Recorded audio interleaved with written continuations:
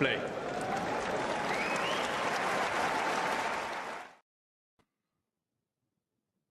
You right there, Jack? Just finishing off a little snack. Done. Finito. What was in that bowl, by the way? Chili sensations. That's crisps, is it? Yeah. Oh, okay. Yeah, they are. Yeah. I'm talking about them like everybody knows them, but I guess they're a British thing. Sensations. Yeah, they're pretty good. John is British, so like. I am, but John's not really British, is he? He's, man of the world, really. Yeah, that's true. All right, let's talk tennis. That is the name of the show. If Popyrin, Kokkinakis do finish, I say if, they should finish during this particular episode of Last Ball Drops. I say that because Popyrin is 3-4 in the fifth set, so you'd imagine that they would finish at some point during this episode, but I will break that as and when it happens. There was plenty of other tennis today. I haven't even decided where to start, to be honest with you. How about Alize Cornet? It's not the most dramatic of matches, but yeah, I don't know. Listen, by the way, I've got a piece of paper here with 4 names on it, okay? And you're not going to guess. Well, you might guess. I got Djokovic, Rune, Cornet, and Rybakina, and all of them were actually involved in fairly uninspiring matches for one reason or another. But let's begin with the women's side. Okay. And we'll go with Alize Cornet. I actually pretty much watched her match in its entirety. It reminded me of what I saw in Strasbourg last week regarding Alize in terms of the fact that she looked kind of way off it. That's not to say that maybe with some momentum and maybe some easier matches she couldn't build into a tournament, but given the fact that she was playing Qinwen Zheng, she didn't really have much chance to build any momentum. And and she lost in straight sets fairly comfortably, and it was very much on Qinwen's racket. Yeah. However, listen, I Jack, just give me some words on Alize Cornet and her career, if you like, because I remember being next to you, Jack, at Wimbledon last year, and we were watching. I don't remember, someone on an outside court, and Alize Cornet was playing on centre court, and I think she was having a medical timeout, and you went, well, you know. Well, no, I don't have anything against Alize Cornet. I probably had a few glasses of wine at that point, John. I don't know. There we go. Brilliant on the red as well. No, I really like Alize Cornet. Very inspiring player. You know, the kind of player that makes you think that anybody can kind of make it. But she certainly used the tools she had to the best of her degree. Obviously, tons of talent there as well, but. There's nothing massive in her game, but she always scrapped her way, and she kind of came up with these crazy runs and slams that just made you think, anybody could kind of break the mold if they kind of fought hard enough. Definitely a kind of fighter for sure, and I guess maybe there's parallels to my favorite player in that sense. She does remind me a little bit of him in the way she kind of junks the ball sometimes, and she can kind of flatten out and. Yeah, I like her. She's a good player. So it's a shame to see her go, definitely. Damien, when I was watching the match, but also just reflecting on a tennis player's career, I think, there's win a tournament, and there's win a Grand Slam, and I guess get to world number 1. If you don't achieve any of those 3 things, and of course in Cornet's, circumstance, she achieved one of those 3, do you sort of, I don't know. I just wondered what it might be like to reflect on a career, and if you don't quite make it. But if Jack is right in what he says, she kind of did maximize her potential. Yeah, maybe. I don't think she very much went to the absolute limit, but she definitely has a lot to be proud of. She has a great legacy with the consistency, the ridiculous streak of making consecutive slams, basically, of appearing in consecutive slam main draws. That's something that, well, it might stay for a long while, actually. And also, the Serena win, the Halep one in recent years, Świątek at Wimbledon as well. Maybe that's one that we're going to be mentioning for years to come. Certainly there's just a fair few aspects about her career that they will actually like stay with us, and she will be mentioned in conversations, perhaps a bit more than some other players with her career high, perhaps some players with even greater achievements in terms of like titles and stuff. But yeah, as Swarna says, wins over number one players, that's also something we remember. And the Serena one, the Świątek one, yeah, absolutely. That's something that I think will not be forgotten easily. And yeah, kudos to her. She just got a horrible draw. And whereas I think something like Rafa losing to Zverev, right? Like if it is his last match at RG, like that's fine because he was competitive. She wasn't, but again, like it's Alize Cornet. I guess the expectations are different. Yeah, and I think it was probably a little bit harsh to put her on first on Chatrier. Bearing in mind what we saw with Rafa yesterday, I do think a later spot on Chatrier will make a difference because the crowd was sort of 2/3 full and it was getting more atmosphere. It's I just think that probably they could have just switched up a little bit and put her on a bit later. Not necessarily the night session, obviously with Djokovic up against a Frenchman, as I can see, Kokkinakis is going to serve for the match.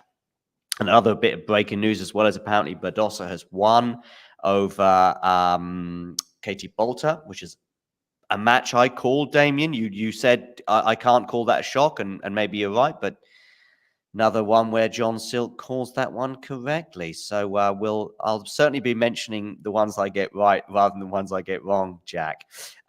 Listen, And by the Qinwen way, Zheng. 4 wins. Yeah, 4 wins over world number one players, because that's a discussion in the chat. 3 over Serena and 1 over Świątek. When I was mentioning Serena, I was of course thinking of Wimbledon, but indeed Alize Cornet beat her 2 more times when she was number one as well. Has she got a really good head-to-head then with Serena Williams? Because I'm not can't sure imagine, actually. I have to check can't that, imagine but they played it that has to often. be like relatively competitive. Yeah.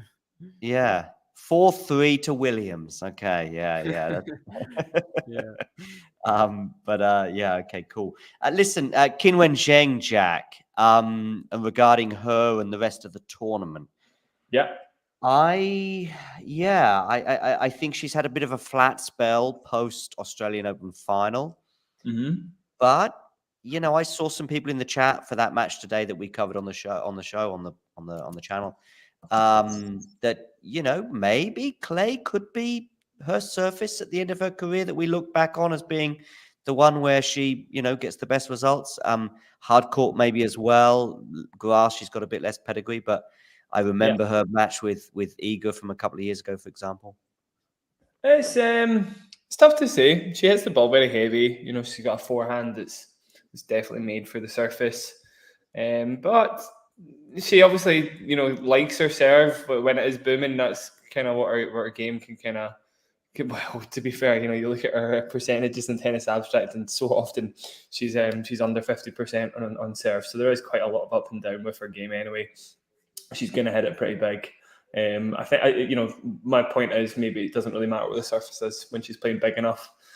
She can beat quite a lot of players. I would probably say just a little bit more zip from hard courts makes me think that she might be a little better on that surface, but we'll see. You're right, because it's a mean forehand. It's got a lot of power to it, a lot of weight, so it's quite tough to say. I'm in two halves. I'd need to see how she develops. I would say she's got more pedigree so far on hard courts, right? Just with the Australian Open final. Definitely. I think that's. So yeah, The at the moment 500 she won as well. I don't think she has a title like this on clay, right? No. She's got 250. She has I a think. 250, but yeah, is it San Diego maybe? No, I think Palermo or Palermo Napoli. on clay, and Palermo. on hard So- courts she made the finals in Tokyo, I think, and won whatever it was over Krejcikova. Yeah. What was the one where she was singing? That must have been in China, no? When she was singing at the end of the match, and When she lots beat of people- Krejcikova, but I don't know what the title name was. Like it was No, me Italian neither. something. I remember Zhengzhou. Kokkinakis has won. He's done a huge chest pump to the chest, unsurprisingly, as he holds to love and beats Alexei Popyrin. I was going to say his friend Alexei Popyrin. I assume they're friends. But anyway, yeah, he's very happy with that win, 5 sets. And of course, that helps Damien's narrative of Kokkinakis being a very good clay court player. We'll maybe come to that a bit later because let's stick on the women's side for now. Another result that's just occurred on the women's side is that Badosa, in the shock of the tournament, Damien, has beaten Katie Bolter in 3 sets. Of course, I've got a little bit of a tongue in cheek because it was one of 3 or 4 results that I sort of, kind of called. But of course, it wasn't looking quite so good for Badosa in the first set. But yeah, there we go. So she has emerged the winner there. Can Badosa do something crazy at this tournament, Damien? I mean, we were talking about this section that like there's one player who can't come out of it, and it is the seed, Katie Bolter, because that's the Bolter, Badosa, Stevens, Putintseva one. Of course, Putintseva today lost just 3 games, I think, to Sloane. Yeah. So yeah, I mean, now we have Badosa, Putintseva. I have no idea who's winning that, but the winner of it should be the first real test to Sabalenka. And if you beat Putintseva. Sabalenka, you take Yeah, over her Putinseva's spot in doing the well. pro. Putintseva, Jack. Yeah, she's been well. I thought she was great against Iga a few weeks ago. Yep. She put up a really good fight. She's had some good losses. Yeah, I would fancy that one. I think that could be a good match. I still think Sabs wins, but just maybe a little too much time on the ball consistently. But I think it'll be close. I do think it'll be very close. Putintseva won today, I think, with just the loss of 3 games. In fact, I'm just saying that off the top of my head without even checking. Yeah, I said it Damien just fed it to your subconscious. Yeah. Okay, yeah. Glad you were listening. Yeah, sorry, I didn't hear it, sorry. But yeah, that's probably where it came to my subconscious. But the scoreline is a bit shocking. But Sloane Stevens, Putintseva, that is a kind of a Stevens emerges. Any result there almost doesn't surprise, particularly in a way. A straight sets win for Putintseva just because I saw her playing in Madrid and I saw her playing so well. Match points against Rybakina, probably should have won that match and then she would have been in a semi against Sabalenka. Sloane Stevens, yes, I know she had that really good win in France at the beginning of the clay court season, but really for me hasn't done a huge amount since. But I get it. People are obviously big on her because she's got a pretty good record at Roland Garros. But yeah, did that result? Did that kind of surprise you at all, Jack? In terms, sorry, not Jack, Damien. Did that surprise you at all, Damien? That's the wine there. Stevens By the way. Putintseva. I mean, a couple of days ago, I think I compared Sloane to Otto Virtanen, right, on stream, and we were talking about it. Yeah. So it's kind of like that, either 10% or 120%. And yeah, just no idea. All right, I will make my mic go a little up.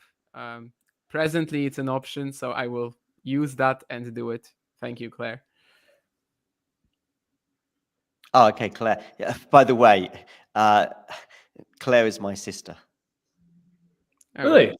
How about that? Now that's a breaking news thing. Yeah, that's Claire. That's my sister, surprising. Yeah. Yes, I had no Oh, idea. Yeah, because we've got different surnames, so half sister. Yeah. Okay. I don't even see. Oh, there she is. There. Yeah, you're really quiet, Damien. Yeah. Is she a daughter of Jake Silk, or is she a daughter? No, of she's not. But she knows Jake. I can't call him. I shouldn't call him mother. Jake. But yeah, different different father. Yeah, but yeah, no, but she knows him, and I'm sure she'll be responding to some of these comments very soon. Maybe she's shocked by the Sloane Stevens loss. I don't know. Bearing in mind, Claire's tennis expertise is not. It's not. It's not quite what it's not quite good enough to get on the spot on the show. But by the way, you don't need. You don't need to have a huge amount of tennis expertise to come on the show. That's for sure. Anyway, that's a topic for another day. Yeah, Putintseva beat Stevens. I mean, Jack, any thoughts on Stevens and her situation? I'm not surprised at the loss, to be honest. I totally agree with Damien. You don't really know what you're going to get in the day. And even if she beat Putintseva, she probably doesn't win the next round. Stringing together wins against consistently good players just seems to be, not on the radar for her. Yeah, very up and down. Too up and down, John. Damien, you were commentating on Rybakina against Minen earlier. Of course, it began with a strew of unforced errors from Rybakina. She goes an early breakdown, but then she got the break back, and there was little stopping her after that, right? Yeah, I mean, especially the 10 games that she won in a row from 0 to down to 4 love, I guess, in the second set.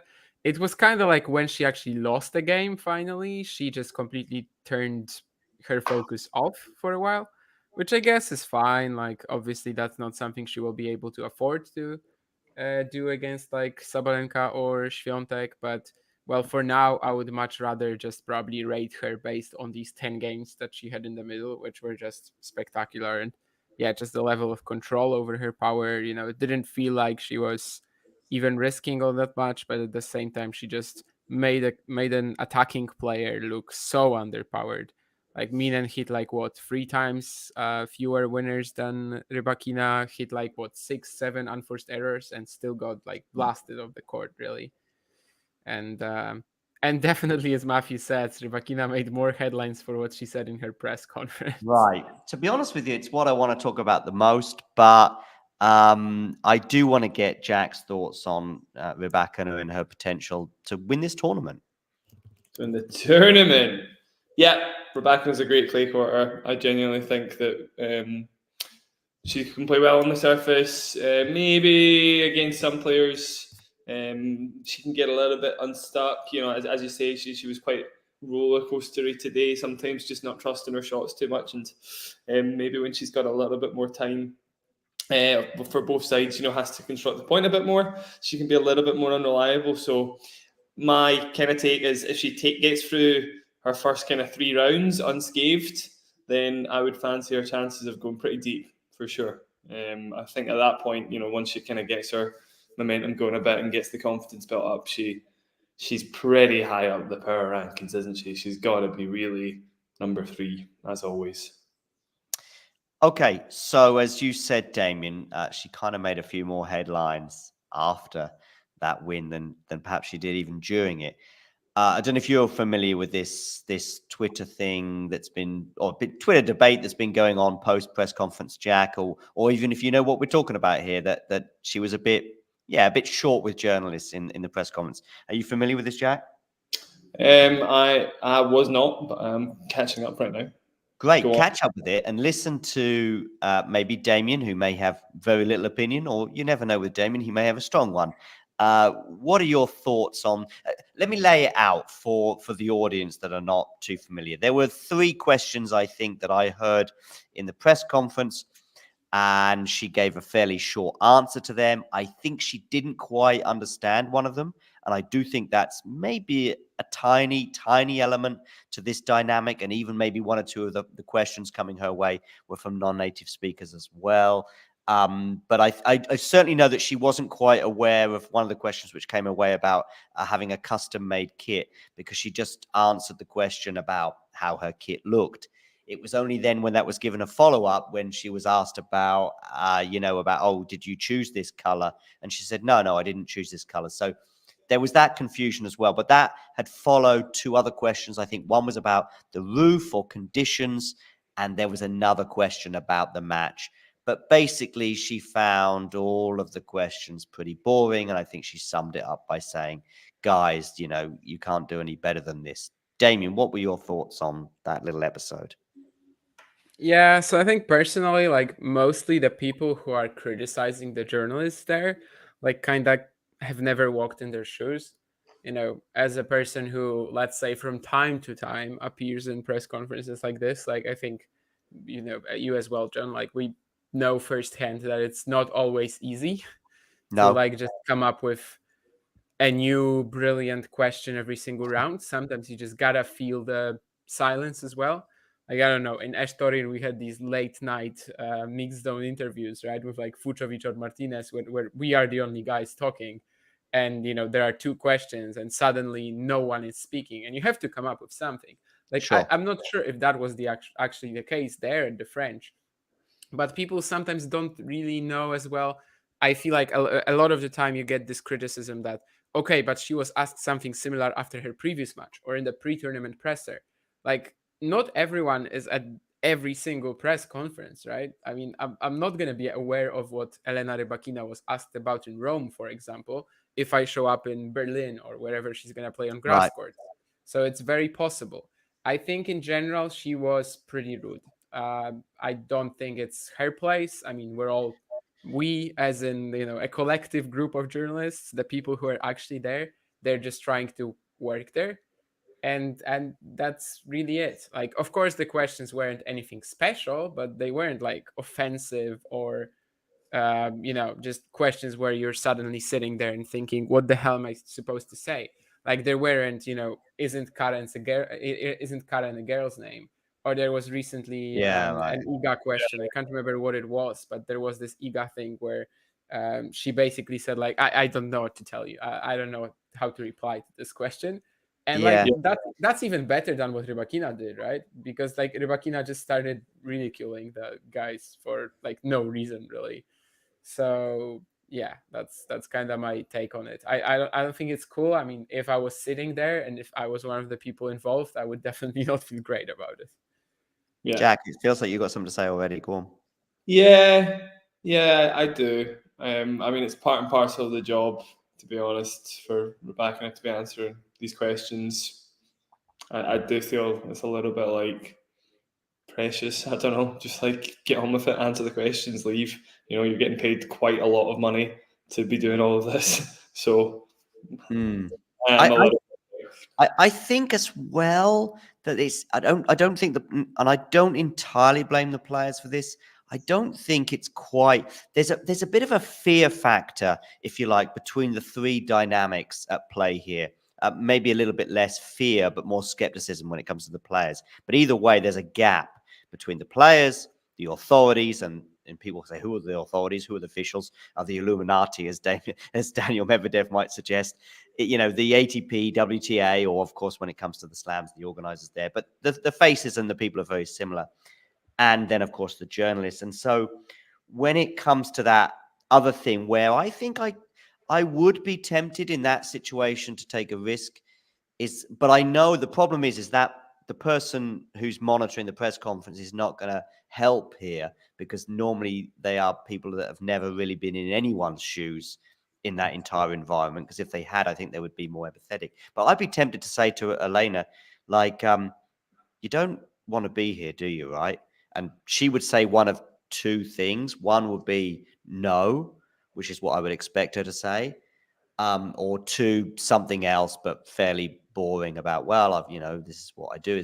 But I reckon she may well say no. And then I would hopefully get a follow-up, which if the person who was monitoring the press conference would give me that chance, then I would just say, why? What is it that you don't like about being here? Now, I don't blame the journalists for not asking that question, because now they're a bit scared, and they're a bit scared anyway. And I get that. But they're a bit fearful anyway. And by the way, she'd won a blooming tennis match today, so she should be fairly cool. But I guess she just doesn't want to be there. But I think that element could be sold to the players. And I'm not talking about Elena here, a bit more that I know there's a fear factor between the organizations and the players and everything else. And I just think that things could be sold a little bit better. Like, as in, like, you know what? There is a reason why you get these unbelievable paychecks. Let's say there is a reason behind that. And by the way, you have X million followers on Instagram and Twitter and all the rest of it.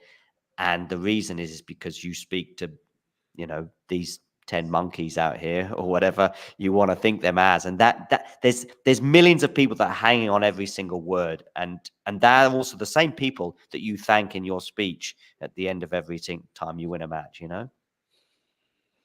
Yeah, I think, I mean, it's tough to articulate that in a press conference, having, again, not as many times as you guys, but having been there, definitely it's the air gets sucked out of the room when the players are a bit touchy, right, about something. It's normally in a defeat, though. And by the way, Rafa, and so I've been there, and it's tricky. And sorry, I mentioned Rafa because he's everyone's darling at the moment, and rightly so. But yeah, he can be tetchy after a loss, and Elena here was tetchy after a win. But yeah, it's tricky. And by the way, there's one tiny other element to this is and I know journalists and I'm criticizing everyone in the room in a way, and also praising everyone in the room to some extent, but it's not always easy to see every single point of every single match, because you don't know, first of all, who's coming to press and who isn't, although in this case you probably do. But it can be very random, and it's not always easy. You should know who won the match. I love this from Ghosty, by the way, Bordel Gate. I don't know if you know what he's referring to there, Jack, but No, I don't. What's she done? Yeah, John Dave, did a horrible thing. Was very mean to Clara Burel in Strasbourg. Well, do you want to tell him, or shall I, Damien? I don't know if you want to. Yeah. I mean, I had the temerity to tell her who she would be playing in the first round of the French Open.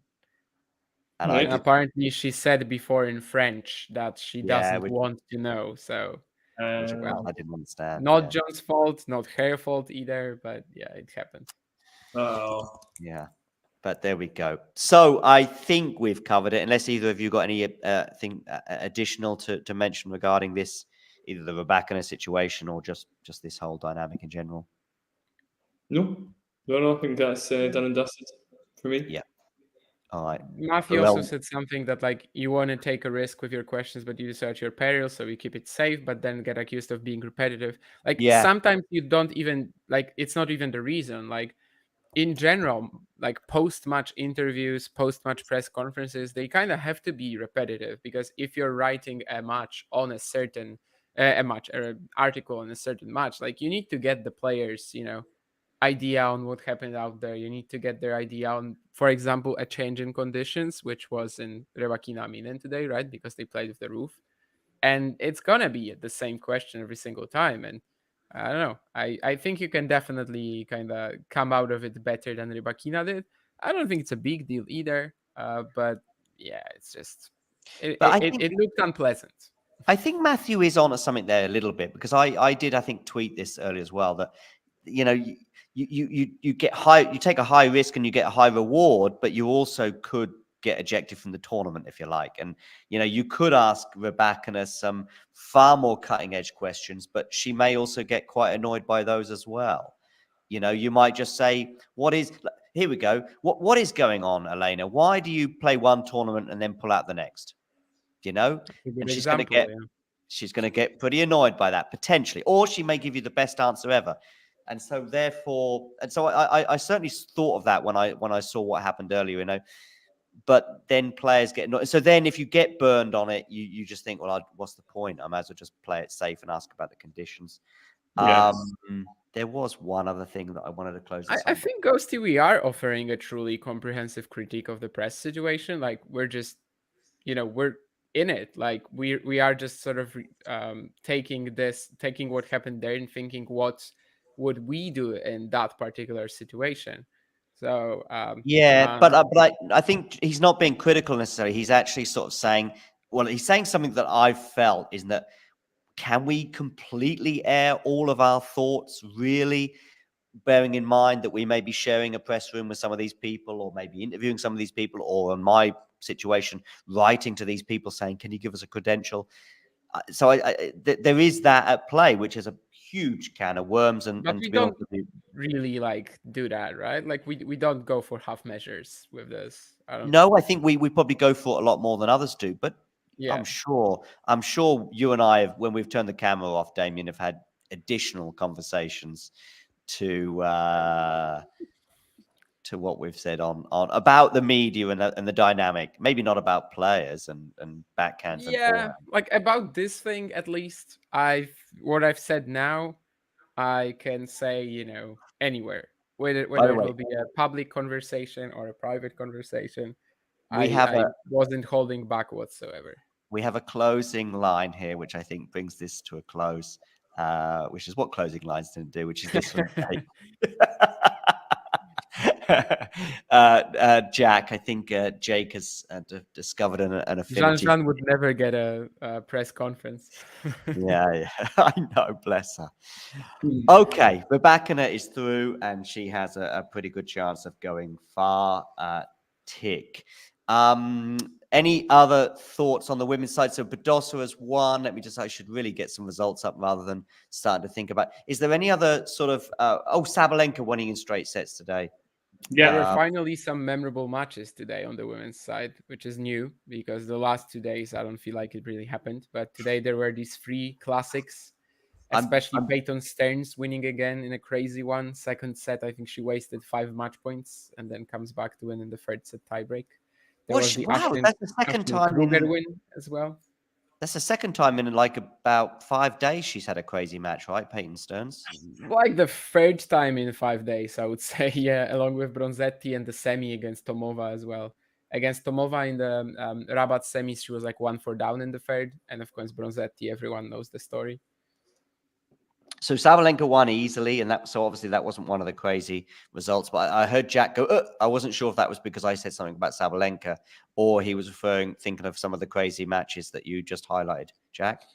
A bit, but I think I was just going to say Sabalenka, mate. Whatever. She was always going to beat E and Riva. Maybe the sister could have been a bit tougher, but and I was going to mention Blikova as well, who obviously had probably the match of the tournament. I would have said in Australia. Comes back to do the same thing again at the French. Justaya, yeah. Justaya. I don't know where that leaves Justaya in the grand mix of things, but she's obviously winning another third set deciding tiebreak, albeit a little bit more comfortably than that match in Australia that you highlighted. Blinkova, I like to watch her play, and I saw in Berlin at close quarters last year, and have come up with the blink and you'll miss it kind of scenario with her, and it's a pun that I may use again, but I may not, because I see Damien's eyebrows tend to roll whenever. By the way, Damien, whenever I do a pun, right, Damien goes, "Oh, that's so lame," right? And then I didn't react to this one. I didn't react. No, I to this saw one, your head was down on this occasion, but Damien will do a pun, by the way, and it's 10 times worse. And he starts giggling, and then people in the chat go, "Oh, Damien, your puns are so amazing." I think I've said many times that actually my jokes are the funniest to me, and there's nothing wrong about it. I really like my jokes because, well, it makes sense, right? I mean, they are pretty much exactly my sense of humor, so. I think, John, it's the law of diminishing returns, right? You can't just keep making puns and expect them to work if you're doing, 4 or 5 every 10 minutes. Yeah. Do I do that many? I'm just by the way, I'm just writing down law of diminishing returns in my notes just to remind myself that it's a very cool phrase anyway. So law of diminishing returns. And then I'm just writing an asterisk, must learn what it means. Asterisk, find out rate of puns per hour. Got it.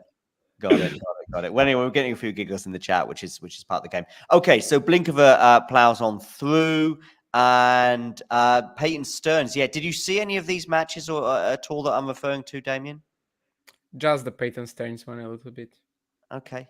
Did you see the deciding set tiebreak? No, I think I watched the second set, the match points wasted, but not the first set tiebreak. Okay. Well, anyway, with Peyton Stearns, anyways, having a drama-filled couple of weeks. And did you say there was a third match on the women's side that was? Kirsta Blinkova, you mentioned. Korpacz Kruger. Okay. I didn't see any of that either. What was the score? I don't even know. Yeah, it was a tiebreak as well. 11-9. Yeah. I think if it goes beyond 10, it's almost legendary anyway. Well, I mean, it's a third set tiebreak, so it's what? Up to 10 points. That's right. So if it goes beyond 10. Okay. Yeah, sure. Damien, are you trying to tell me the rules of tennis here or something? Well, I mean, it is a rule that we often forget about. Well, Daniel Collins might forget it at the Australian Open, but on a daily basis, the players forget it, we forget it. So it wouldn't be uncommon, let's say. And it's not that uncommon for a tiebreak, I guess, to go beyond 10 points in this format, right? So that's why I was thinking maybe you're forgetting about it. All right. Any other stories or results that I should highlight on the women's side before we switch to the men? No, nothing for me. Just Irani train keeps going, I guess. But apart from that, nothing else. there was no. Terry says that Stearns forgot too, and Oh, Alex as well. okay. Well, there we go. That Yeah. Well, he that's also the thought she players. wanted 7-4. So yeah. That's the players. Yeah. I still find that a little bizarre. I think it was genuine in Daniel Collins' case, but I'd have to see elsewhere. Okay, so I'm just going to share a bunch of men's scores on the screen right now. I saw a set and a half of the Djokovic Erdogan match at the end of the evening, if you like. And listen, the good news for Novak fans is he's through. The bad news is pretty much everything else, I would say. Honestly, this is. Damien, you and I were talking yesterday about whether Rafa's level will be good enough to beat Djokovic. Trust me, the Rafa level I saw yesterday compared to the Novak level I saw today. Yeah, I mean, I don't know if we can compare it like this. I know because you've got the it opponent. would and all that be a shit. different motivation, different match. Yeah. Yeah. But yeah, sure. I get it. Like after Djokovic's performance, sure. If we like just straight up try to compare them, yes, I agree. How did he look, Ashley? He was pretty horrible, but he won because he was playing Pierre Gerber. Again, he's gonna play Carballes Baena in the second round. I don't think he can lose it against him. But well, I mean, I'm looking at that Musetti match right now in the third round, and as I said pre-tournament, like the third round will tell us a lot about Novak and about whether he can raise his game. Jack? Yeah, I saw quite a bit of it actually. I wasn't particularly impressed either. It's kind of, I don't think anybody's really surprised he's starting this slow. Do you know, I don't think he's, it's kind of makes sense given his season so far. But I still, Yeah, but like he was playing one of the weakest players in the draw, if not the weakest, right? yeah, of course. But I still think it would be very stupid to start counting Novak out and just think, if he comes in. I still think he finds a very ugly way through a Musetti third round, even if he gets that far.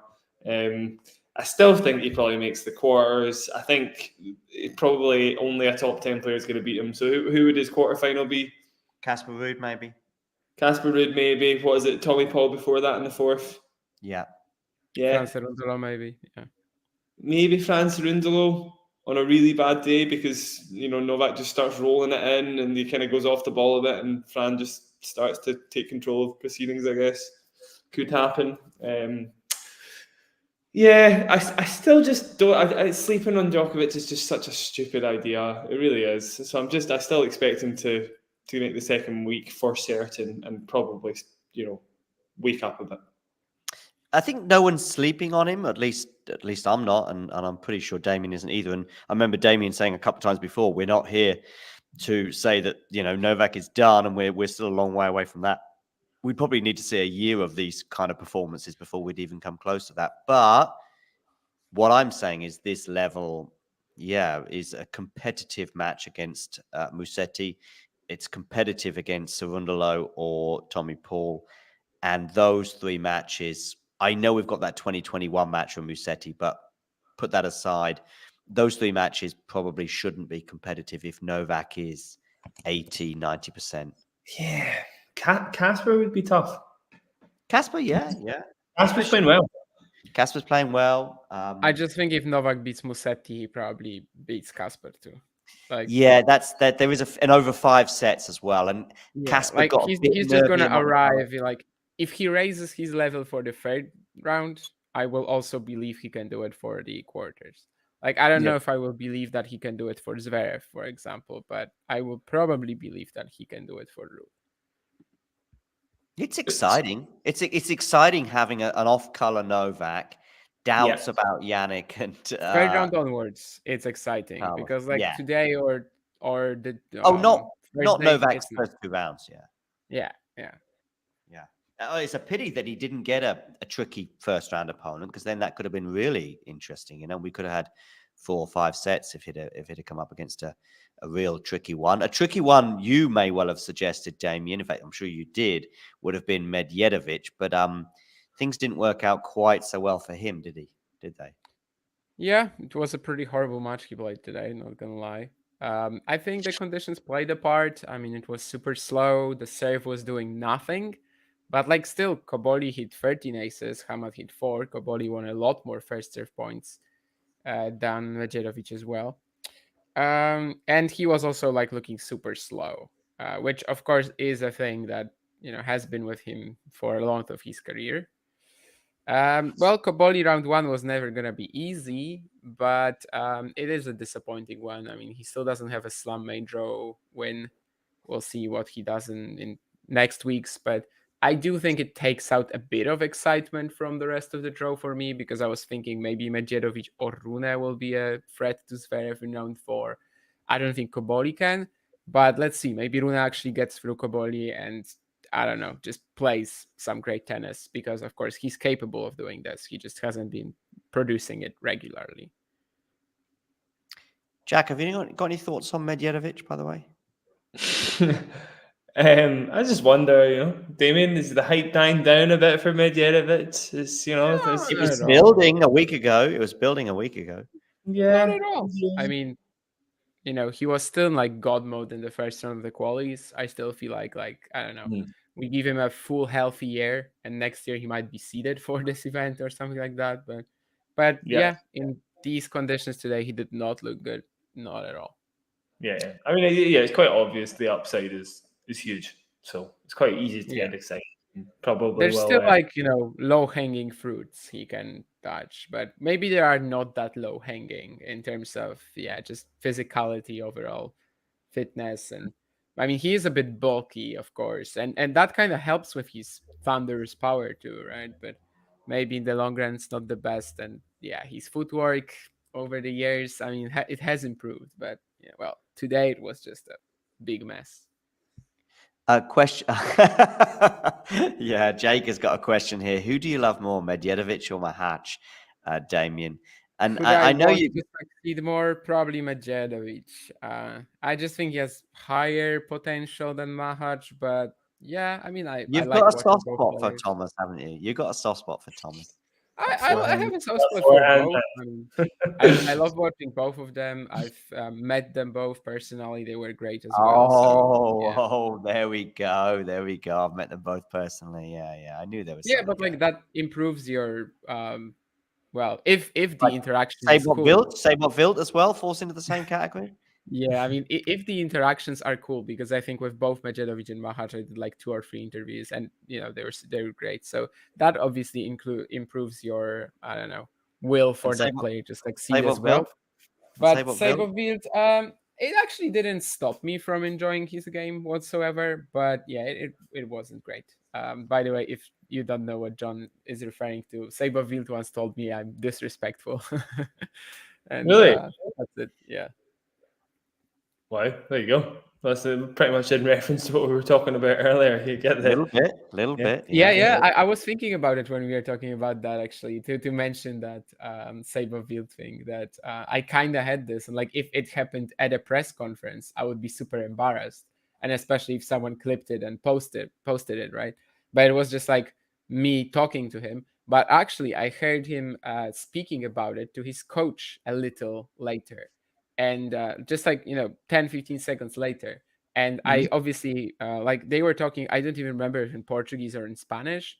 Maybe it was already and the Argentinian coach, maybe it was in Spanish, but I could understand more or less what they were talking about. Not really that he was telling him that I was disrespectful or something, but just the sheer fact that he was telling the guy about it, and I was still pretty close. Like it was a horrific experience. But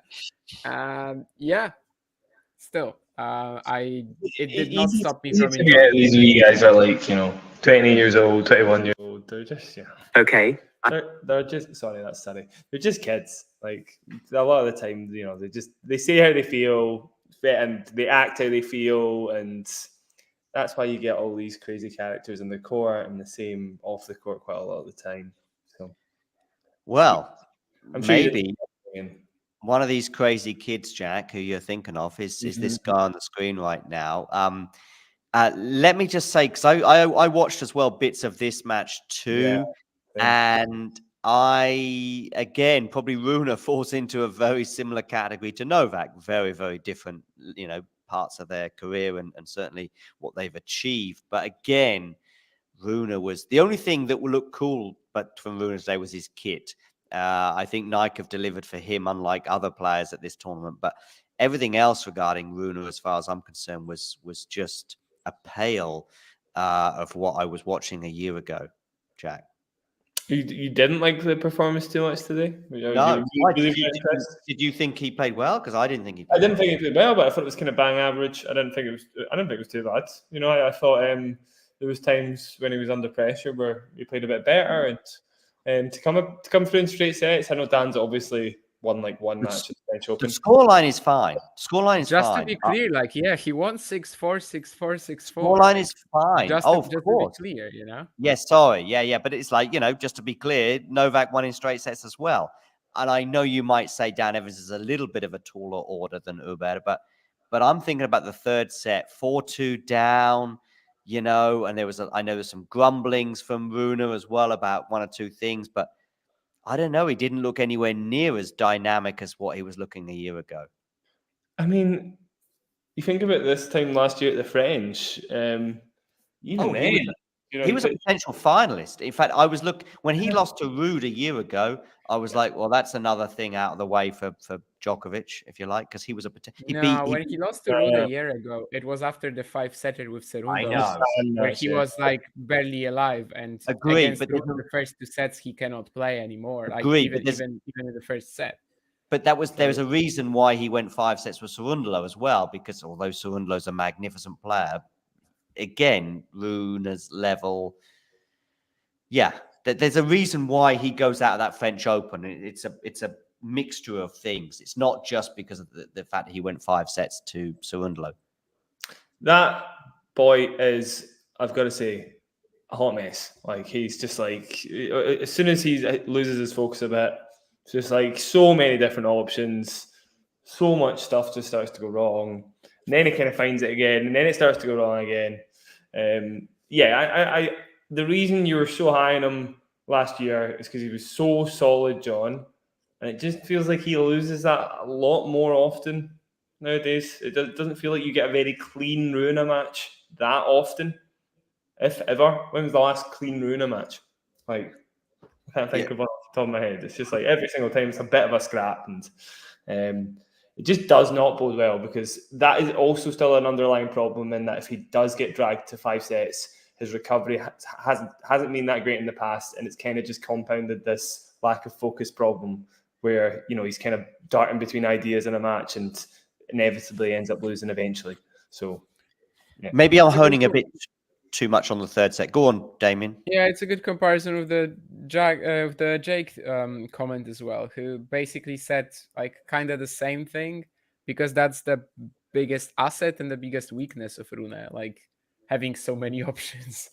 It's true that he does not have like anything like properly standing out, but he just kind of can find himself well in any potential scenario on the court, but at the same time he's still just perfectly unable to choose the best possible option for a given moment. And yeah, I mean, right now he's just, he turns himself off randomly, like the bias match in Rome, I don't know, or something like that, right? But yeah, I do think that this is a very harsh take on the Rune performance today. Like, don't get me wrong, I mean, Koboli Rune is a 50-50 virtually for me right now, but that shouldn't be a 50-50. It shouldn't be. Sure, but well, it's what we have to be like used to based on the last half a year, but it's not based on today. Like today, he just did his job like pretty much perfectly, right? I mean, he went through in 3. There was no moment when that match could have really got extended. Third set was sure. I mean, Evans led by a break, yeah, but then like he lost 4 games in a row. It was like very quickly fended off. Like, I don't know what else you really expect today. I don't know. I expect to see patterns of play. I expect to see things much better from him. I expect him. Yeah. Come on. Yeah. Holger Rune wouldn't. There's no patterns of play. No, I know what you mean. That he's just a very much an intuitive person or a player. But I don't know. I just didn't feel as though in that third set, he didn't feel like he was in control at all. Yeah, he gets the break back to make it 4-all. And then maybe, listen, Evans hasn't played well since Washington. Okay. So it's a nice first round for Holger. And that's not to take anything away. The result looks fine. If I don't watch that third set, for example, I'm fine with Holger going through in straight sets. And I go, okay, well, let's see. Tougher tests to come. But what I saw today was kind of very similar to the Novak match. If I look at the Novak score, I go, okay, well, he won a tiebreak and he won a couple of tight sets, but that's Novak. He'll be fine. But maybe it's because I'm also got this memory of the last 6 months with both of these two players. And it's like, okay, so I'm seeing that. And then on top of that, I'm seeing that performance. And therefore, I'm building this thing, by the way, where we're going to have a Holger Rune against Novak Djokovic. I guess they're in the same half, so semi-final potentially. But no, I'd be shocked if both of them got to the semi-finals. By the way, the wooden spoon doesn't work like this, Jake. Like, it would actually be like if Zhang lost to someone who then lost in the second round, who then lost in the third, who then lost, and it goes to the final. Like, it's not like that at all. In fact, if Iga wins the French Open, like, it's kind of good for Zhang because she lost to the eventual champion. She's definitely not the worst player in the tournament then, which is kind of what the wooden spoon is for. But yeah, I don't know. I know Evans has been horrible, and he's a fantastic draw, but I just don't know what else you really would expect from Rune today. Like, he will go home, well, not home, but to the hotel thinking, I executed the plan 100%, which the plan was win, don't waste too much time. And that's really it. Thank you, next. Result, definitely.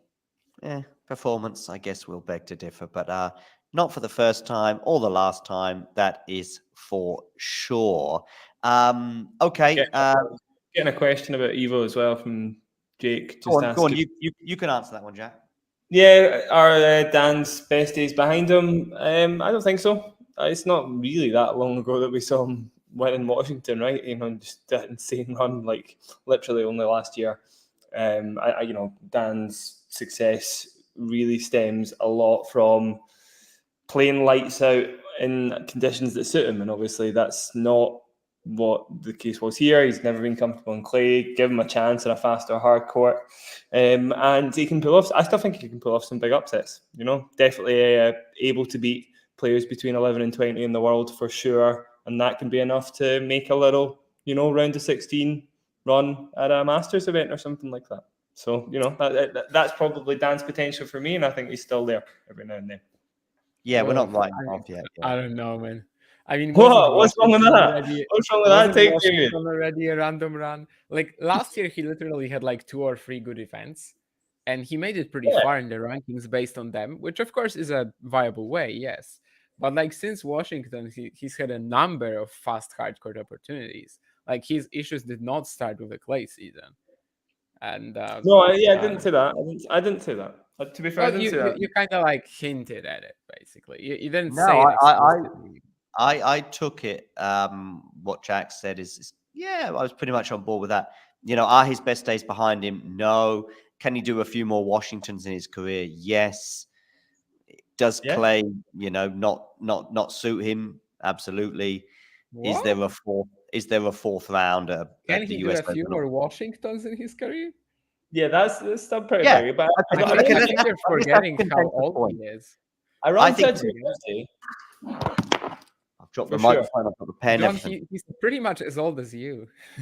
I've got a couple of Washingtons in me. He's not that old. Come on, he's not that. Me or Dan Evans, I don't know. But like that he can get a few more Washingtons, like that's a pretty crazy. Don't stretch this. I'm saying a couple. You guys said that. You said that. 2. Still more a couple. 2 Washingtons. 2 more Washingtons. This year, Washington could be quite easy. If Dan Evans wins 2 more 500s, I'm like gonna jump off a bridge or something like that. Like that's literally not happening. Like no. That's fair.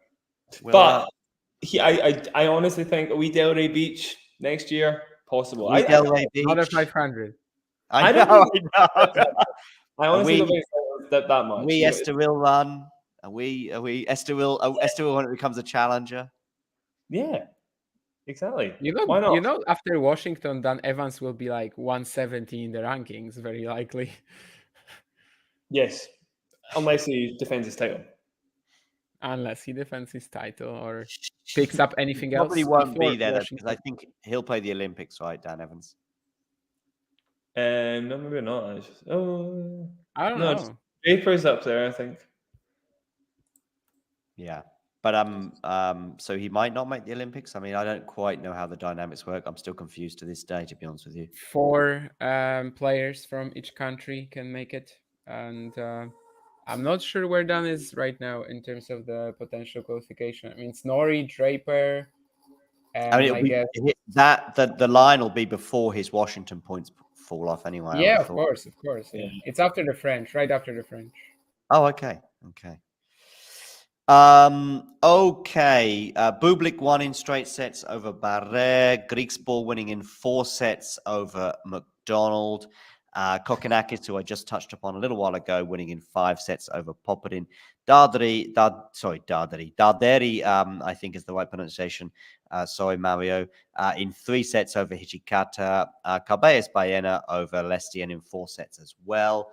Those 5 matches, any thoughts on any of those players? Any good thoughts, any shocks, any feelings from you, Jack, regarding any of those results? Yeah, all pretty much run of the mill there. I would have said nothing untoward at all, really. Apart from the continued Bublik clay naissance, whatever you want to call it. I don't know. That's quite fun. Maybe we'll see him in a 4th round or something. That could be pretty funny. But no, I don't think there's anything too noteworthy there. The ones I picked out where it was probably the Gofan match against Impeche Pericard that went 5 sets. Go on, because I think Damien and I was pretty big on Pericard. So Goffin beating him in 5 sets. Tell us your thoughts on that result, Jack. Yeah. It's a bit rough actually because Gofan's not been playing great recently, and obviously coming off the back of the title, maybe expected a bit more from the Frenchman. But yeah, 5 sets. Do you know what? Not a bad loss. This guy's obviously going to be about for a while. He's probably on the way to top 30 for sure. He's just a beast, isn't he, man? Oh my god! Like every time I just like get fascinated watching him because he's just like lumbers about the court like this like fate. It's almost like when you play video games and you can like create an avatar and you just like maximize the height and the player just looks like completely ridiculous. Like that's what it feels like. It's insane. For those of you just tuning in, by the way, Jack is talking about Pericard, not Goffin there, by the way. Just in case we're going, yeah, this guy's an absolute beast. Damien, 5 sets, Goffin win. I mean, a bit surprising, but of course, it's not that easy to win an ATP 250 and then play well at a slam. Arthur Fils didn't win a match last year after winning Lyon. Neither does Petri Pericard. It takes a bit of excitement out of Route 2, though, because Goffin is not beating Zverev. Yeah.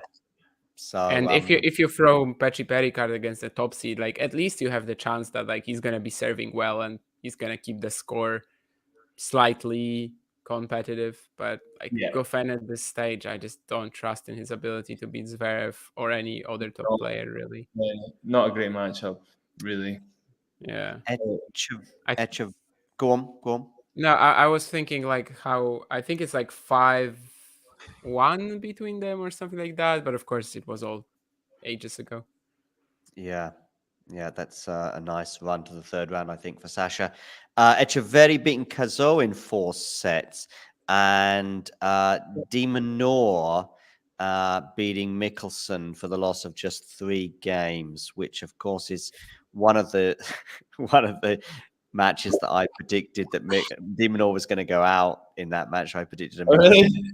Yeah. Because I had to go for 3 or 4. I want to do 3 or 4 bold Vance choices, and Mickelson beating De Minaur was bold, and I went for Badosa to beat Bolter. I went for Kotov to beat Nori. Nori, But also yeah. was the favorite in her match. So what are we talking about? Yeah, well, maybe that falls into the real bold Vance category then of not being bold at all. And there was another one anyway. I think I got 3 out of 4, but this is the one that obviously blew up in my face with Mickelson. Blew up in my face is an understatement because 3 games is, it's That is pretty. great. I mean, maybe by the way, 3 games. That's only 3 more games than I would have won against Alex de Minaur. So Yeah, it's not much. yeah, right. So basically, the difference between me and de Minaur and Mickelson de Minaur was, negligible. Let's say. A slightly more competitive match was Cazot against Echeverri. I don't know if you saw any of this or have any thoughts on this particular match, either of you. I'm not surprised by the scoreline at all. I don't know. It's nothing mental because was obviously a great talent, but Echeverry's been playing insanely well, particularly on his favourite surface. Makes sense. Looks like it was a struggle sometimes, but better player won. Damien? I mean, Kazo was actually like really onto him from the get-go, and this was his first match since that ankle injury.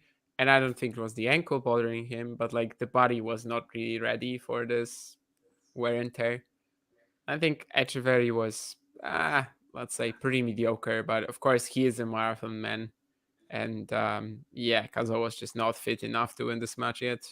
And I don't think he would have won it probably even if he was at his full fitness, but well, at least he would have had a chance. Like the first set looked really good. He was super dominant. But somehow things slipped away. Okay, any other men's results that I want to draw attention to? Manarino, who I know Damien is big on this clay surface, but sadly wasn't quite able to live up to that today, losing in 4 sets to the qualifier Zeppieri.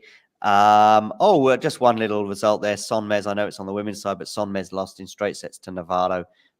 So she is out, friend of the show, of course. Struffy, nice little win for him in straight sets over Budashaga. Yeah, Struffy. I'm fingers crossed he can have I'm a Striffy fan. Yeah, I'm a Struffy fan as well, and I think his draw is okay for an unseeded player. I don't know. Maybe I have him in the 4th round. I don't know what seed he's. He's got Bublik. He's got Bublik next. It's got a very good section because it's that the Minor Bublik one. So that's right. So that's probably why he I've got can him in beat the 4th all the round. seeds. Yeah, he can beat all the seeds easily. Not to say he will, but yeah, he certainly can. So it's also the quarter of Medvedev. So like the quarterfinal run is there for the taking. And of course, that's not only for Struff, like that's for many other players. Yeah, for Bublik's there for Medvedev too. It is to an extent, yeah. Yeah.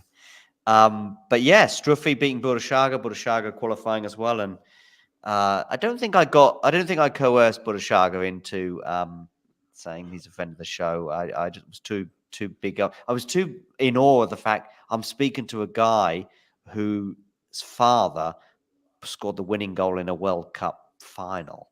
And I wanted to sort of try to not offend him because I know how people can get quite annoyed by the fact that their parent is obviously the one, if you like. But I did want to touch on that with him. But anyway, so he goes out in unfortunate, of course, a Germany-Argentina replay today of that 1986 final. Slightly less dramatic, slightly a few less people honing in on that match, and a very different result with the German prevailing. Kaboli Medvedev. Carreño Busta, by the way, I didn't even know he was in the draw until about 48 hours ago. And suddenly I'm looking at it going, is that Carreño Busta there? How did that slip under the radar? They did. They had a few articles about it actually, but yeah, I didn't hear anything about it. Likewise, for you, yeah, I mean, it's quite good. Good that he won a set. Yeah, good to get 100% good that he won a set. I'd love to see him back to his normal level, and fingers crossed we can get him and winning another Canadian Masters title in a few months. That would be amazing. He's got a couple more. He's got a couple more ATP thousands in him, right? Yeah. No, he's also done. But first match since November or something like that. He was perfectly okay, I think. First set was a little Navone's fault, but after that was just like Carreño Busta spraying. But at least he was fit. At You least, say it's his that's what first it match seems. since November, but I don't know why. I can barely remember him playing for about 13 months or 18 months or something. Well, I mean, he only played 2 challengers in October, so Okay. maybe it was October, not November. Did he go But back anyway, under the knife again? Has he had October, two? November, he plays a couple of challengers and then yes, goes back under the knife. Yeah, that's what I thought. Yeah. So his last 2 level match before today was Rotterdam 2023. I'm guessing that Keen is a big Tomic fan, by the way. Yeah. Okay. Are you a big Tomic fan, Damien? Not really. I mean, he's a fun character. I think people sometimes assume that I'm a Tomic fan because I tweet about him quite a lot. People generally assume that if you tweet about someone, you're a fan of them. But it's not like that. Like, yeah, I mean, he's often a story. He's often fun to watch if he cares. But yeah, I can't really call myself a Bernie Tomic fan. No. Munar beating Bautista Agut in 4 sets. Carballes Bayena in 4 sets over Lestien as well. Greek Sport in 4 sets over McDonald. I think the only real men's match I want to speak about really for the final sort of segment is Borges losing in 3 sets, or Mahatch, I should say, perhaps winning in 3 sets over Borges. A little surprise. I think I went for Borges to win this one. This was much delayed. And a lot of Twitter comments, Gaspar among them. You know, you assume that Gaspar is supporting Borges, in what Borges was saying was that Nuno was very upset about the constant 30-minute delays. I don't know where I stand on that, because if you're an organizer and there's a chance to play 2, 3, 6 games, probably you're going to bring the players to that point No, but where there was this one situation there when they literally started warming up I and know, then I got saw that. taken Yeah. off again. But like, Yeah, I yeah, saw that. it's the same for both players. That's not really a And topic, right? Borges did say that in press afterwards, like, I'm not saying this is why I lost, but I'm just saying it was very annoying. But yeah, I mean, that's tennis, isn't it? In a way, I don't know. Maybe the 30-minute, because Get a roof on all the 19 or whatever courts. I think I'm fine with the route. By the way, I think we are, for me personally, I don't know how you feel about this, Jack. I think we're at the optimum and the limit of roofs on tour. We've got 2 at Wimbledon, I think. We've got 2 at the French Open, and then there's 2 or 3 at the US and Australia. We've got a few other tournaments that are super modern and were reasonably recently built, such as Madrid, with roofs. But we don't need a roof in Rome or Indian Wells. It's just, or Monte Carlo. It's just how it is. That's how I feel. I mean, there's some tournaments, there's no way we're getting a roof. Just full stop. I don't even think it's an option. Is that Well, would it be an option at Monte Carlo? Probably not. And Rome would be an option, but you'd have to completely just tear the thing down. I don't know. It just doesn't. People just think that you just pluck money from nowhere. Yeah, exactly. Okay, well, that's 100 million. Let's build a roof. Yeah, all right. Yeah, cool. Yeah, we'll get that back over the next 200 years. Yeah, exactly. Estoril. Let's build a roof for Estoril just before it gets turned into a challenger. Yeah. I don't think there's any need at all. For one day every 10 years, that Estoril has a day wiped out. Anyway, okay. I want to look ahead to tomorrow, because there is a match that I know Damien is very excited about between Iga Swiatek and Naomi Osaka, because I know that he thinks this is going to a 3rd set tiebreak. And so I want you to explain to me why and how Naomi Osaka is forcing a 3rd set tiebreak tomorrow, Damien. No, I mean, it's one of these classic, like, people are excited about it because it's 2 big names, but I will be very surprised if it's going to be competitive. Give us a scoreline, Damien. Come on. He doesn't like to give 6-2, 6-2, 6-2, 6-3. I don't know. Yeah, that I sounds mean, it's about not right. winning too many games, I mean, she will serve something. Yeah, I'm sure she's going to serve some out. But if she's like allowed to stand in one place and blast the ball, she's gonna be fine. Yeah, But but the I mean, moment she's like a little on the stretch, the moment she's on the defense, I don't really understand how she's supposed to make this competitive. Of she, course, I, I would I've be got to more on say, board by the US Open and stuff. for well, obviously, hard court specialist, really, Osaka is just like got pretty terrible defense for a for literally a world number one. I think our defensive play has got to be some of the most shocking there is, and that's just what happens. You know what I mean? If you're an absolute blaster with the ball, then your movement's going to be a little bit less good than other players, and you just don't have as many skills to your bow, basically. And yeah, I'm unimpressed, and I think it's one of the biggest reasons she's not great on clay. She just doesn't really have those kind of defensive. Well, she doesn't have anywhere near the same repertoire as Iga does on that forehand side, for example. And yeah, I mean, it's not a great matchup. Obviously, Osaka can hit it big, and that's where Iga's been troubled in the past. But it's just that will not make a difference because, as Damien said, it's like as soon as Naomi has to move, points over. Yep. And on this surface, I think in particular, I find it quite difficult to build a case for a competitive match, never mind a win for Osaka. Anything else to say on this match? Because I have got a couple more questions left. Nope. Okay, cool. Basically, my main broad question is, which is why I said two rather than anything else, is I want to know which one of. So we've got De Jong. I'm just going to reel off a few matches from tomorrow, which I'm showing on the screen right now. Got Altmaier, Tsitsipas, De Jong, Alcaraz, Gasquet, Sinner. I'll throw in Osaka Swiatek there as well. Zidansek, Goff. And there was one more I was thinking about. No, I think that's it, really. Give me one of those where you think, well, could be a shock, could be a 5-setter, could be a 3-setter. Which of those jumps out as you going, or is it because I've chosen them intentionally because I find it quite difficult to make a case for any underdog in any of those matches, Jack? Just so what you said. Shout me through them Yeah, again, sorry. sure. Yeah, it's not difficult for me to remember. Altmaier, Tsitsipas, De Yep. Jong, Alcaraz, Yep. Osaka, Swiatek, Yep. Gasquet, Sinner, Yep. Zidansek, Goff.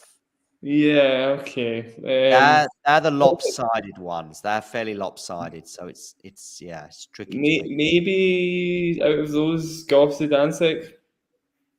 Yeah, or Altmaier, Tsitsipas, maybe. Yeah, obviously, I'm with the probably again match of the tournament for last year against Sinner. Match of the decade, I think. Match of the decade.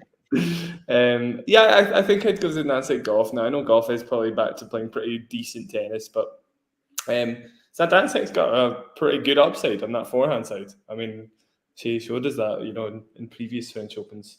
So yeah. I'm at the same time, though, I'm not saying that with any confidence. It's just because you've asked it matches. Yeah. I think that's probably got the most upset ability, but still not loads, to be honest. Altmaier, Tsitsipas, of course, the one-handed backhand clash there. Damien, can you give me one answer amongst that group? Yeah, I mean, Gasquet, it just seems like a fantasy that he would be able to compete with Sinner for 3.5, 4 hours. De Jong got completely outmatched against Sinner at the Australian Open. I think similarly, he's going to be pretty much the same here. Who else was there? Yeah, Swiatek, Osaka, I already said. And Altmaier, Tsitsipas, I just have too much confidence in Steph right now, which I guess maybe is why my answer would be Goff. Yeah. But Zidansek, it's just a theoretical possibility. I guess out of these 5 players, out of these 5 favorites, Coco's level is the one that fluctuates the most. So maybe, and of course, Zidansek has great Roland Garros history. That's the one where if it happens, I'm not gonna make a shocked face whatsoever. The other 4, yes, and there, best of 3, Coco's level can be up and down.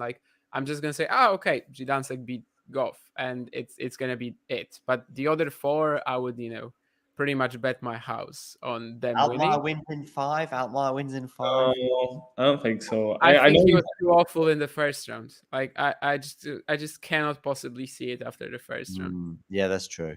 Yeah. He Steph's was like Steph's really No, shooting himself in Altmaier the face. was yeah. With Jera, he was like really shooting himself in the foot so much to eventually get through, of course, like saving match points and stuff, but it was a big mess. It was a fantastic thriller.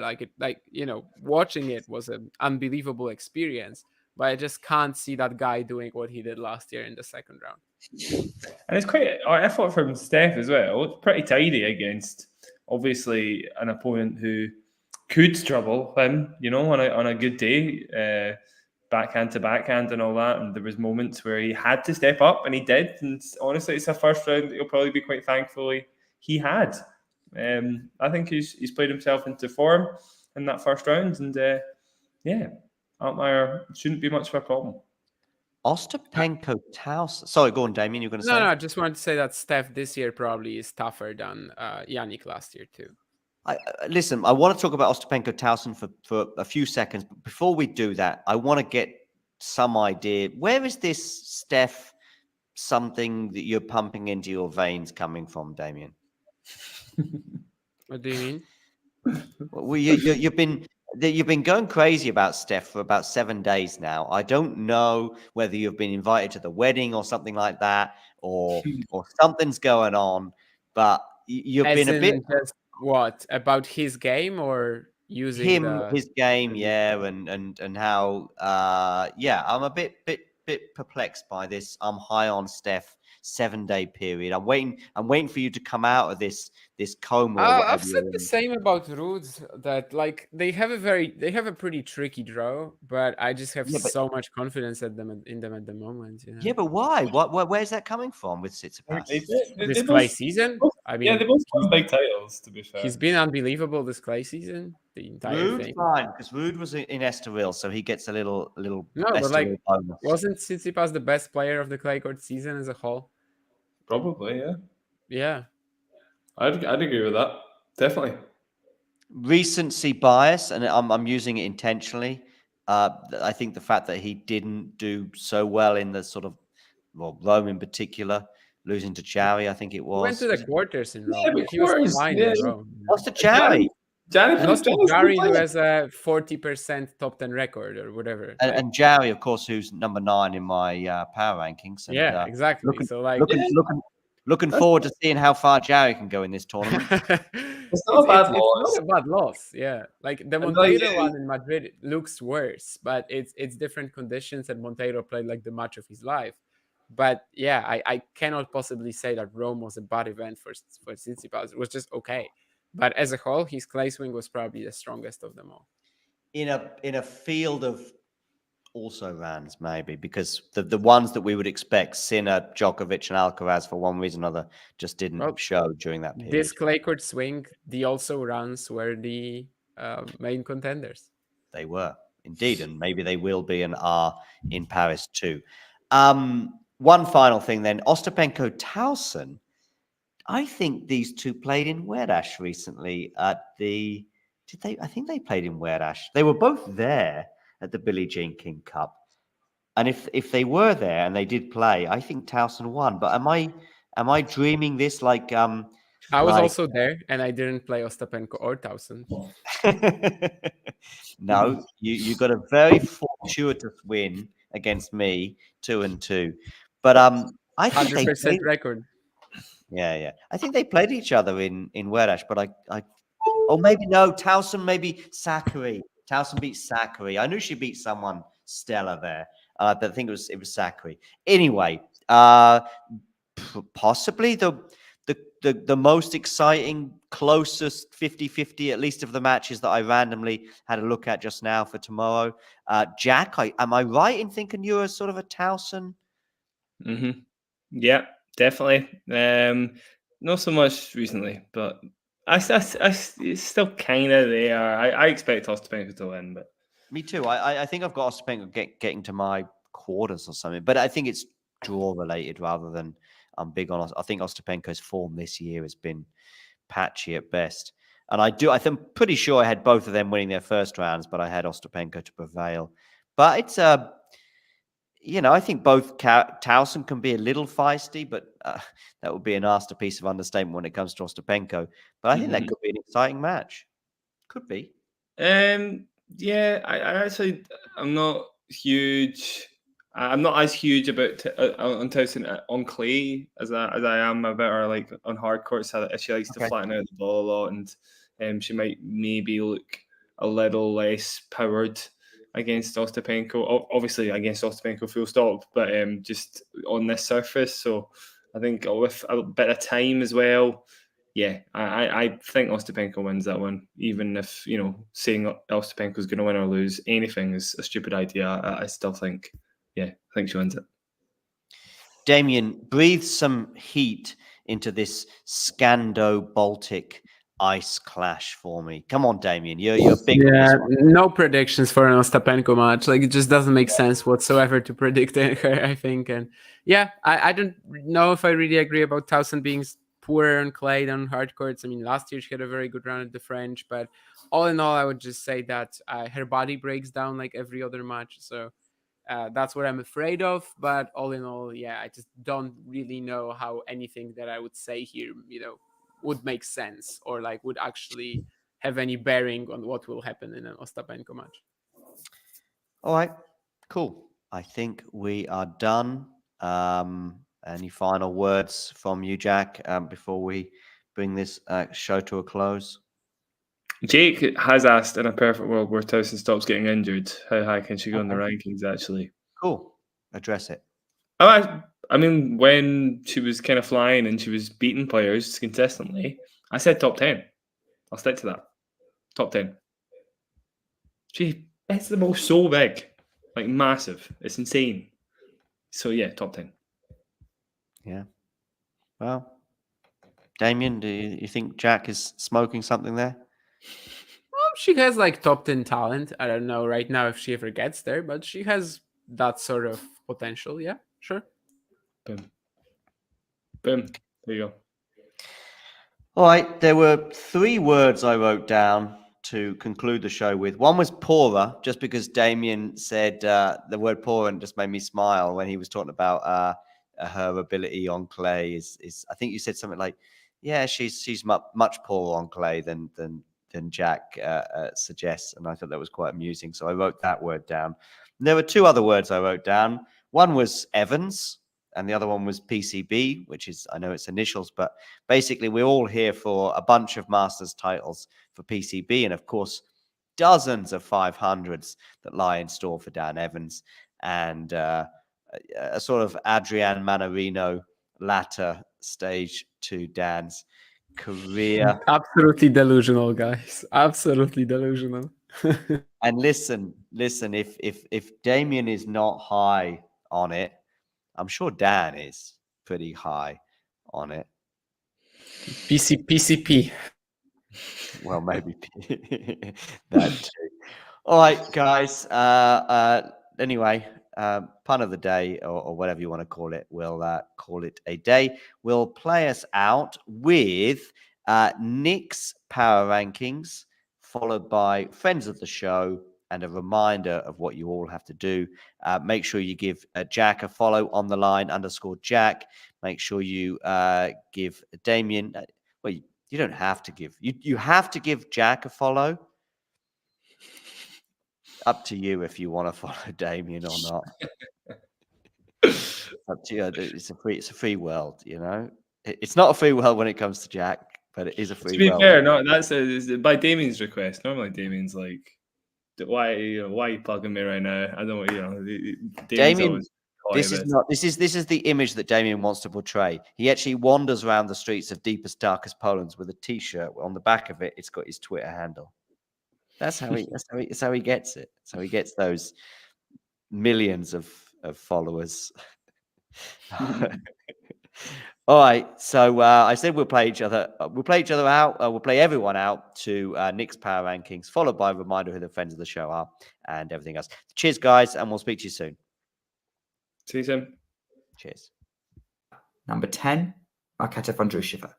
Number 9, Sloane Stephens. Number 8, Beatrice Haddad-Mayer. Number 7, Yelena Ostapenko. Number 6, Madison Keys. Number 5, Danielle Collins. Number 4, Coco Gauff. Number 3, Elena Rybakina. Number 2, Arina Sabalenka. And number 1, Iga Świątek. Ready. Play. My name is Clara Towson and I'm a friend of the show. Boom. I am Francisca George and I'm a friend of the show. Perfect. Hi, my name is Susan Leemans and I'm a friend of the show.